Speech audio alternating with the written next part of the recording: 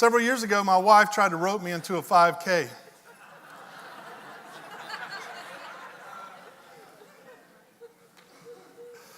If you were not here for the last 2 Sundays, 3 weeks ago I shared a long story about Marley roping me into a 5K. Then I came back the very next week and I shared the same exact story to the point that it made people think I was losing my mind. I mean, I could literally see people like elbowing one another and being like, he's already preaching. I actually had somebody say out to me in the plaza last week after church. They said, I'm so glad you turned that thing around because I was going to be so embarrassed for you. It's like I would have been embarrassed for myself at that point, right? And Marley would have given me what for by the time we got home. How dare you tell that story twice? There's a word that we use when we hear the same stories, the same complaints over and over again. We say that person is a broken record, right? My great sweet grandma Adams was a broken record. She would tell the same stories over and over and over again. And it wasn't because she had memory issues or dementia or anything like that. She just enjoyed telling the same stories over and over again. So our family actually created a system for Grandma Adams. When she started telling the same story over and over again, we simply just put our finger up, and that signaled to her, Grandma, we've heard this once before, and we're good, okay? We're okay. And she very graciously and lovingly receives the signal, and we were able to talk about other things. You probably would have really messed me up last week if I'd have launched into that story a second time and somebody would have gone. I'd been like, they know the system, and I need to be quiet now, right? Hey, I'm not going to tell you a story this morning that I've already told you, but I do want to read one verse to you that I have read to you in the past. And in fact, I read it to you on the same day that I told you this story. It comes out of Hebrews chapter 12. It's verse 1. It says, therefore, since we are surrounded by such a great cloud of witnesses, all the people who have gone on before us, all the people who have paved the way of faith, all the people who have modeled the faith for us, let us throw off everything that hinders and the sin that so easily entangles, and let us run with perseverance the race marked out for us. Okay? I shared that story with you a couple of weeks ago to talk about this idea that I'm not a runner, I don't enjoy running. And in fact, if you want to have a conversation about somebody being a broken record when it comes to physical fitness, going on diets, going to get it right this time, I am a broken record. If my wife had $1 for every diet I've tried, every exercise program I've tried, she wouldn't need my income, right? She would be set, right, just because of my attempts.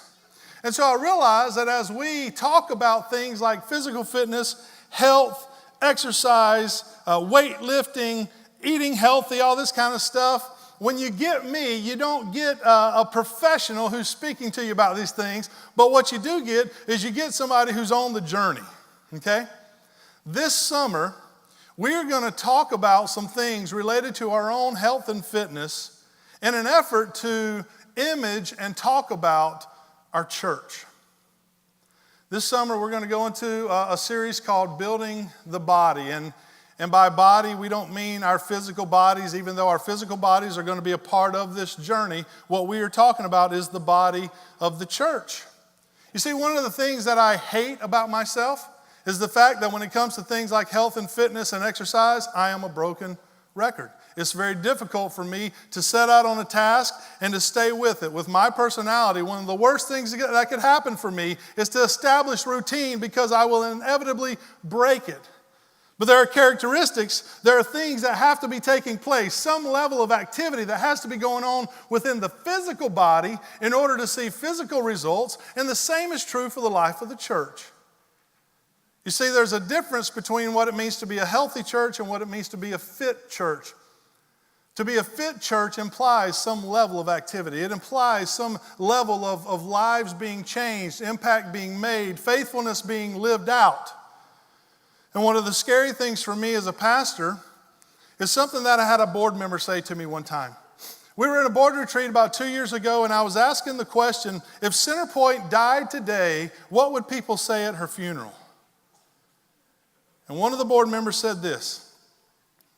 Somebody at her funeral might say, she had great potential.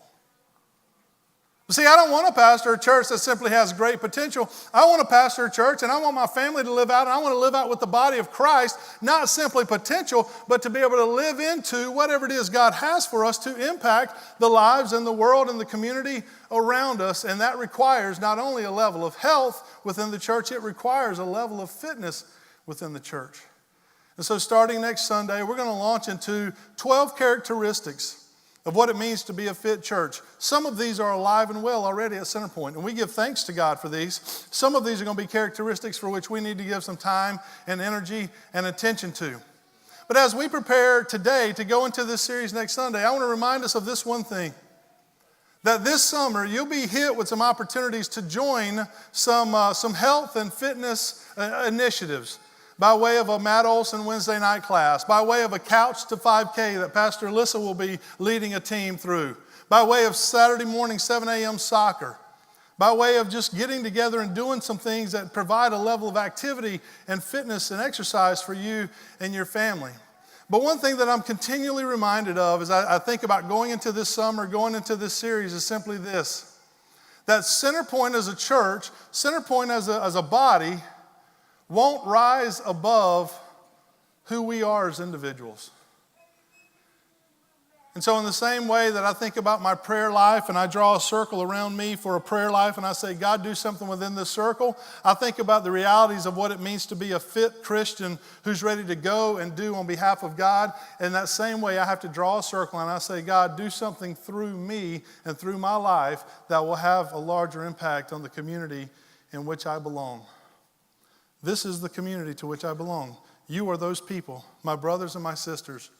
And God's calling us not only to have a level of potential, but to be able to live out that potential. And that's the conversation we're going to enter into this summer. I'm looking forward to the journey. We're going to hear from a couple of different voices along the way as God speaks through them. And my hope and my prayer is that this summer not only results in a change in my own health and fitness, on a personal level, but that it results in a change on the health and the fitness of our church so that we can be more faithful to Him in the days ahead.